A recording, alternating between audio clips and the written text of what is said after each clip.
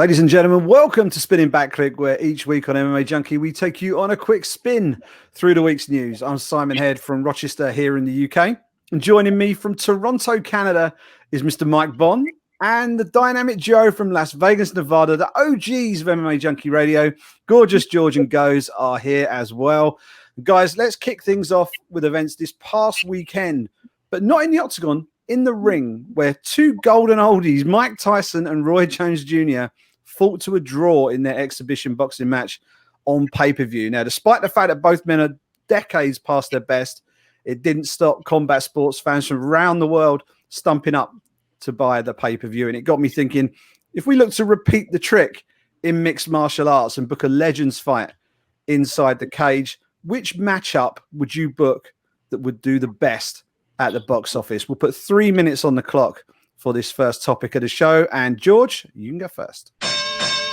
All right, guys, I'm going to tell you right now, I stand corrected. I did not think the Tyson and RJJ fight was going to blow up the way it did. I couldn't believe the traffic that was being done, not just on our side, but other sides. So I stand corrected to those two gentlemen. People have an interest, man, and I'll watch another one, put it that way. But look, in the MMA equivalent, I couldn't get to 50-year-olds that I want to see compete in MMA because I think we saw Shamrock and Gracie do that, and it didn't. I thought RJJ and Tyson performed better. But if you grant me close to 40-year-olds, like an average of 42, I'm going with GSP and Anderson Silva because it's star power, just like these two guys, former champions, incredible resumes, a fight that was supposed to happen, and now it can kind of happen. Neither one's really linked to the UFC, contracts. Unfortunately, I'd like to see the UFC be a part of it, but I think this is the one that I would like to see the most. I think the names, they pop just like the other two in boxing. Yeah, it's the big super fight that we never got. Goze, what about you? You put two legends together in the cage. Who would you pick? I don't know that MMA legends can stack up to names like Tyson. I mean, those are huge names. So to kind of get that box office, I'm going to have to do a little bit of a workaround and get a little bit of a hook. My hook is going to involve something that needs to be settled, a fight that never happened, Kazushi Sakuraba versus Rickson Gracie. We never saw Rickson in the UFC. He was a myth. He was a legend. We would only hear about him. People would say, hey, you know Royce? Well, this guy messes around with Royce all the time, puts him into a pretzel. And then you have the Gracie hunter, Sakuraba, who had been known for taking out a couple Gracies. So I think you could kind of sell that way. I think it'd be a really big fight. Hey, look, the old gets bold. That's my tagline. Or you can run, but you can't pride. Oh, look at that. Cheesy. Mike, the social media metrics must have been off the scale for that fight on Saturday. What's the biggest legends fight that we could book that would at least do the best under an MMA banner, would you say? I mean, I guess it depends who's promoting it. Like, I just think this question doesn't really apply as much to MMA. We've seen them try to do this. We've seen Chuck Liddell and Tito Ortiz. We've seen them try to do, the Kimbo Slices, the Ken Shamrocks, the Royce Gracies. It just doesn't resonate the same way. The reason this worked is because it's Mike Tyson. It's the long-awaited comeback fight. We want to see this, in one way or another, and we got something that was a bit of a surprise. We don't have many people that I think factor into the same wheelhouse in MMA. I like the GSP versus Anderson Silva idea. I guess if you were forced to put something together, that could work. But I just don't think it's really apples and oranges in my sense, and I don't think there's anything in MMA they could put together that wouldn't feel sad to a degree, honestly. Yeah, it is a tough sport for the older gentlemen. Let's put it like that. Let's go from fantasy matchmaking to some real life matchmaking then, guys. And the UFC lightweight division is starting to cook really nicely as we approach the turn of the year. Conor McGregor and Dustin Poirier are going to renew their acquaintances, while Tony Ferguson is set to take on Charles Oliveira. And more recently, Beneil Dariush is going to take on Diego Ferreira. Now, looking at the rest of the 155-pound division, where are we going to get the next big fight at lightweight? What's the next big fight we should expect to see booked in the coming weeks? We'll do 3 more minutes for this one. And Goze, you get first crack. Well, look, guys, because some of those big names have been taken up at the top, it doesn't really leave that much. It actually made this kind of easy. For me, one of the biggest fights you can make out there involves a guy that has just been signed to the UFC, We want to see what Michael Chandler can do in the octagon, and a great name to test him is Justin Gaethje. There's very many ways of selling this fight. When you think about it, you have the former World Series of Fighting champion against the former Bellator champion. Now they're in the UFC. Justin Gaethje has proven that somebody from another organization like Eddie Alvarez can come in and win a title. Michael Chandler is not there yet, and he can tip his toes into the water, but let's be honest, this is the deep end. There is no shallow end in the lightweight division. So this is a great fight. I think it makes sense, and I think it gets announced at the end of this year and plays out early in 2021. Yeah, Dana White talking about it, or teasing that it might potentially be Fight Island debut for Michael Chandler. Mike, what's your pick for the next one? I mean, I think if you're looking at like who are the top guys available, Goze pretty much took the front runner off the board there. That's the fight that I think you look at how the matchups have unfolded so far. It's got to be Chandler and Gaethje at this point. Maybe Dan Hooker could slip in there, but I think if you just look at how it's all set up, that's the fight we want to see the most. But if you're looking at who's available below that, there's still some good names out there. You have Rafael Dos Anjos, who's right back in the mix at 155 after beating Paul Felder.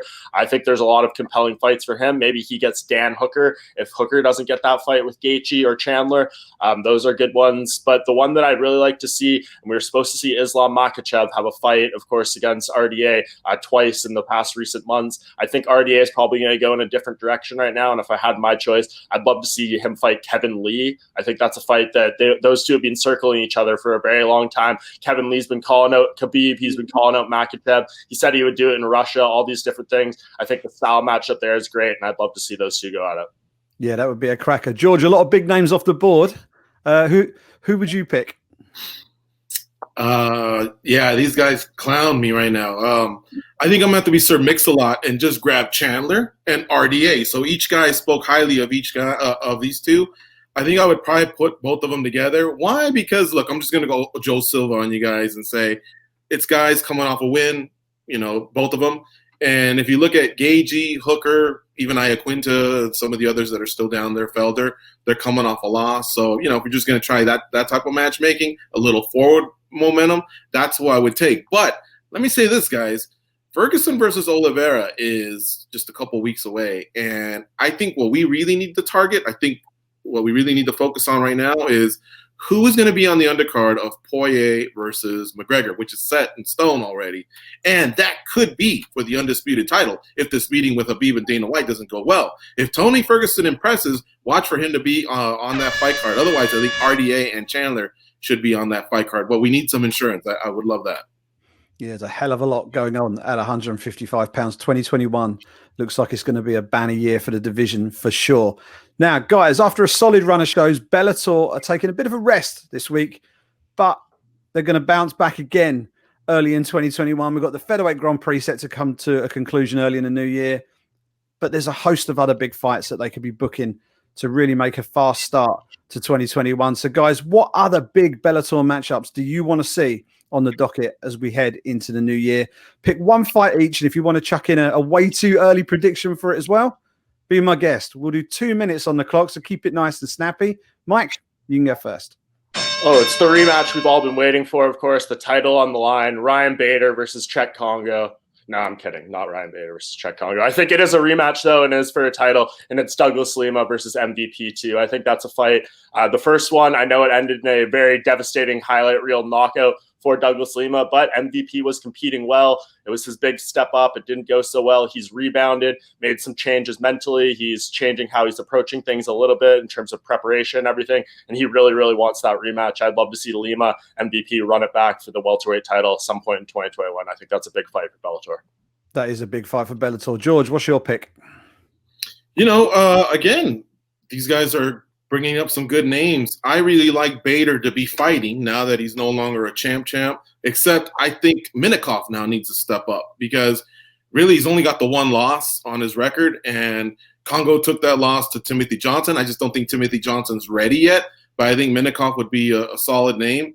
Look, Eastern Europe and Russia primarily is delivering a lot of big names, so I like that one. And I'm going to take one more because I don't think I'm going to snag this one from Goze. But I think Kayla Harrison versus Cyborg should happen sooner rather than later, especially if both parties are warm to it. I was impressed with Kayla at 145 over at Invicta. Oh, that would be an absolute Absolutely crazy fight for Bellator. Goze, what's your pick? You guys are probably going to think we're still doing the fantasy matchup because I'm going to think outside the box and say something crazy. Listen, when Fabricio Verdum got signed by the PFL, that left a little bit of room, a little wiggle room for that last Fedor Emelianenko fight. I'm going to throw a name out there. When has Bellator shied away from signing really big free agents, putting a lot of money out there? Bring in Brock Lesnar. Give us that Fedor-Brock Lesnar fight. I would love to see that. But if you guys want me to get back to reality, I want to see Dylan Dennis fight, and I want to see him get pushed a little bit. There's a couple Gracie names out there in that division. I'd love to see him get matched up against any one of those. Give me the MVP Paul Daly rematch in England at some point in front of a crowd. That first fight was terrible. The second fight won't be. I'm sure we'll get that at some point. And of course, Bellator will be back next Thursday, December the 10th. Ilima McFarlane putting her flyweight title on the line against Juliana Velasquez. We'll have full coverage, of course, all week at MMA Junkie. Now, guys, in addition to the Tyson Jones boxing match we had at the weekend, we also had the spectacle of YouTuber Jake Paul taking on former NBA star Nate Robinson, with Paul registering a big knockout before issuing call-outs left, right, and center. Now, we've seen these sort of celebrity fights in the past, and if you're anything like me, you probably looked at them through narrowed eyes and was like, oh, do I really want to watch this? But then you realize just how big they are. They are big ticket events. So, guys, given that we know what big box office these things are you buying or selling celebrity fights as a future of combat sport? Give us your take on this new trend that we're having to deal with right now. If you want to book Jake Paul a fight, then feel free. George, let us know what you think. 2 minutes. Yeah, I'm into it, but it's got to be like this past weekend where there's other talent as well. I can't have them being the headline. What am I, 15? Come on. I need to see some actual boxers also partaking, but I have no problem with them being part of the co-main event. Then it's a spectacle that's given to me, the palatable. Now, for Jake Paul, yeah, I got some names for him. Darren Till from Liverpool. I'd love to see him, except it's not realistic, right? He's not going to get out of the contract. But I think the UFC would let Mike Perry get out of the contract. He doesn't have to worry about making weight. He loves to throw them hands. And I could see the UFC saying, take this one outside of your contract. Go do your thing, So, yeah, give me Mike Perry versus Jake Paul. That would be madness. Goze, what do you reckon? George, you're not a big Paul fan, apparently. You're trying to get this kid mauled. Look, man, I tuned into the fridge and Manute Bowl. I'll watch just about anything. But those type of fights did kind of make me shy away from those sort of fights. But I will say I was intrigued this past weekend. So if you're going to do that, look, I pick up the phone. Boxing undercards haven't been that great anyway, right? So let's just keep this up. Keep up with this. I pick up the phone. I call Bayside High. I get AC Slater, Alfred Clifford. Hey, man, when you see a big boxing fight, who's always in that first row? Mario Lopez. He's put on the gloves a few times. Put him in there. What do you reckon, Mike? Is there a place in combat sports for these sorts of fights? There is. There's room for both, I think. I mean, you've seen what the UFC has done with the like of like CM Punk and stuff, but you just imagine what's kind of the benefit. Like, can anyone say on any of those cards CM Punk fought on, did he elevate someone else's status? Did someone tune in to see him fight and then end up seeing someone else and they were a fan for life? I think that's kind of what the hope is. Mike Tyson even said himself after this that there is room for this kind of stuff. He said UFC was kicking our butts. These guys help bring eyeballs. So I think there is room for it. I don't think you want to make it the forefront of what you're promoting or anything like that. But I think if you can find the right ingredients, the right mix, and make it work, there is definitely room for that because people, like it or not, they tune in, they buy it, and they want to see it. Yeah, definitely. The KSI Logan Paul fights were absolutely huge over here in the UK. I wouldn't be surprised if we see a third fight between those two at some point in the future. And to wrap things up, guys, Saturday night sees UFC on ESPN 19 at the Apex in Las Vegas with Jack Hermansson set to face another replacement fighter in Marvin Vettori in the main event. That fight should deliver plenty of intrigue, but what other bouts on the card should fans be paying close attention to as they get ready for fight night this weekend? Pick out one other fight that has caught your attention and let the fans know why it is, put my teeth in, essential viewing this weekend. We'll do 2 minutes to finish off, and Goze, you can go first. There's a guy by the name of Nate Landwehr on this undercard, on the main card, that I think is going to put on a really good fight. He's got Movsar Evelev. I mean, come on, guys. This is a guy who really we've been interviewing him for a very, very long time on MMA Junkie Radio. He's got a lot of talent. He's very charismatic. If he can get, and that was him on the phone, by the way, if he can get rolling, I know his first fight didn't go his way, but the second one did. If he can get rolling, I think it's going to be a slobber knocker. I think it's going to be a great fight. Yeah, Nate the Train, he was good last time out. Mike, what do you reckon? I mean, I'd be lying if I tried to sit here and argue that anything on here is 100% essential viewing. I think this is one of those type of cards that if you miss it and you need to watch it back later, it's not going to be the end of the world. But I think there is some names on here that more and so than like needing to see them fight and what kind of action they'll bring. I'm just curious more about the storylines with it. I mean, John Vellante going back to heavyweight again to fight Jake Collier, who can become the 13th fighter in UFC history to win in 3 weight classes. They both looked absolutely horrible in their heavyweight debuts earlier this year, suffered losses. What can they do to rebound? I think that's a really important fight for both guys. In a similar case with Matt Wyman, a guy who disappeared off the radar for 3 years and was such an interesting story for us as media, him coming back. What would it be all about? He's taken 2 losses back-to-back. Hasn't looked great. I think this is, in terms of the Matt Wyman comeback story, kind of a do-or-die angle here against Jordan Liabet. What do you reckon, George?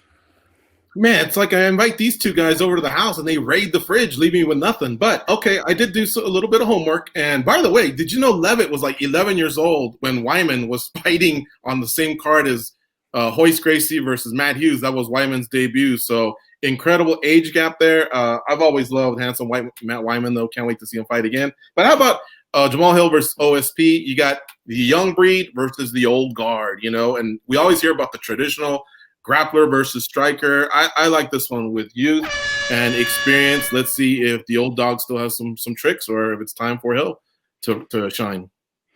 Yeah, that should be decent. I'll chuck one more in the mix for you. Give me Cody Durden versus Jimmy Flick on the prelims. Durden's unbeaten in his last 8. Got a draw in his debut in October. Jimmy Flick's going to be making his UFC debut, former LFA champion. He's a submission machine. I think his last 8 wins have all come via sub.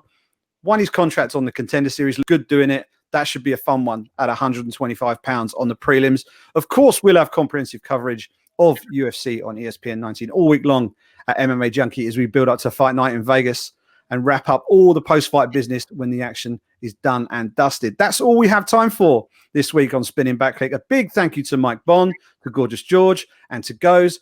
Thank you to Cold Coffee for pushing all the buttons and steering the ship behind. And thank you for watching.